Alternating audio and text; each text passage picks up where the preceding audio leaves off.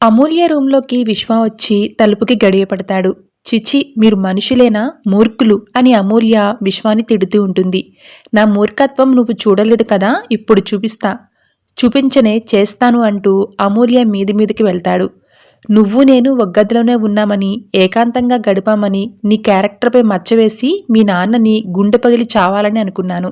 కానీ నువ్వు మెడలో తాళి వేసుకుని వచ్చి మనం పెళ్లి చేసుకున్నామని అందరితో చెప్పి నాకు పెద్ద షాక్ ఇచ్చావు. మీ నాన్నపై పగ తీర్చుకోవాలనుకున్న నా ప్లాన్ని తిప్పికొట్టావు.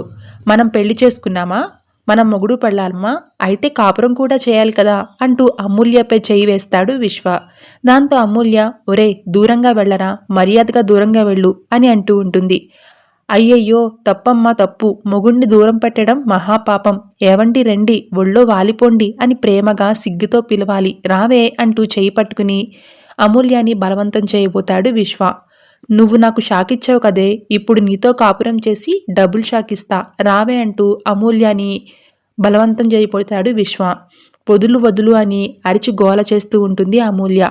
ఇక ఎంతకీ వదలకపోవడంతో పక్కనే ఉన్న చాక్ అందుకుని మీదకు వచ్చావంటే చంపేస్తా అని విశ్వక్ని హడలెత్తిస్తుంది అమూల్య. ఇప్పుడు వేరా చెయ్యి, నిన్ను చంపకపోతే నేను రామరాజు కూతుర్నే కాదు. భయపడతావేంట్రా, రారా, ఈ రోజు నుంచి నీకు సినిమా చూపిస్తా. ఇంకోసారి నాపై చెయ్యి వేయాలని ప్రయత్నిస్తే నిన్ను చంపేసేసి జైలుకి పోతాను అని అంటుంది అమూల్య.